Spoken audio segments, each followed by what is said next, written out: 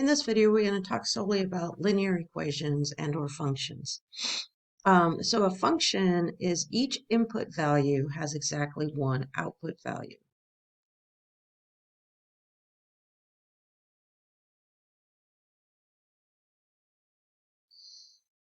So in ordered pair, you can think of that, that's a positioning on a graph. There's an input value and there is always an output value. We've already talked about this idea of the absolute. So it's the absolute increase or decrease. That's that change in a single unit of time. So this part is important, something we haven't talked about in the past. When you calculate a rate of change, this absolute rate of change, we're going to have the change in output. So change, again, means to subtract, divided by the change in inputs.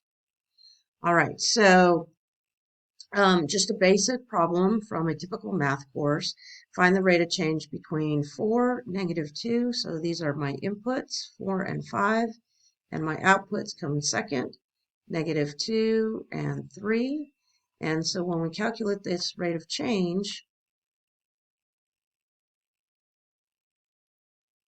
this rate of change equals the outputs. It does not matter what order you do them in, as long as you do them in the same order.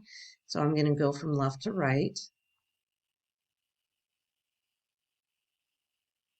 And then when I subtract these, I get -5 over -1, or just 5. So 5 would be my increase every 1 unit of time. So now let's put this in practical terms, because that's really what this course is about, is in practical terms. So a gas station owner finds that for every penny increase in the gas price, she sells 120 fewer gallons of gas. So so she has a negative 120 gallons sold is being influenced by, or is output by, every time she increases gas by a penny. So our input is the price in cents, and our output is the number of gallons. So I can call this G equals number of gallons. So now let's just think logically. If she increases the price by 10 cents, so she's going to increase by 10 cents a gallon, it's going to cost more money. So we can take the increase of 10 cents. We have 10 cents times that rate, which is negative 120 gallons for every 1 cent. So in other words, she's going to, if she raises the price by 10 cents, she's going to sell. So that's a negative answer. So she's going to sell 1,200 less gallons. Contrary, if she decides to decrease by 5 cents per gallon, so she's actually going to make more money.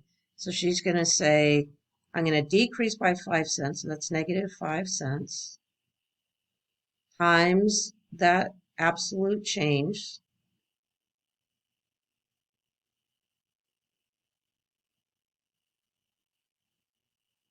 Means that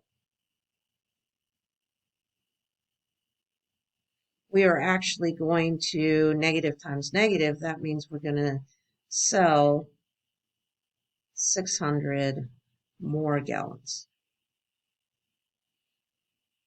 Just thinking about what's happening in context.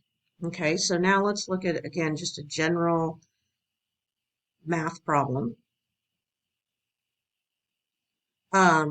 So we want to write a linear equation such that, so this is actually our initial value. Because when something is 0 and something, that means we have an initial amount, and we have a rate of change of negative 2/3. So just from generics, y is usually our output letter, equals our initial value, which is 7, minus our rate of change, which is the minus 2/3 or negative 2/3 times x. And sometimes you'll see it written in the opposite way. So y equals the rate of change first, negative 3x. I'm sorry, negative 2/3 x. And then the initial value is afterwards. It's positive, so it would be plus 7. It doesn't matter which way you write it.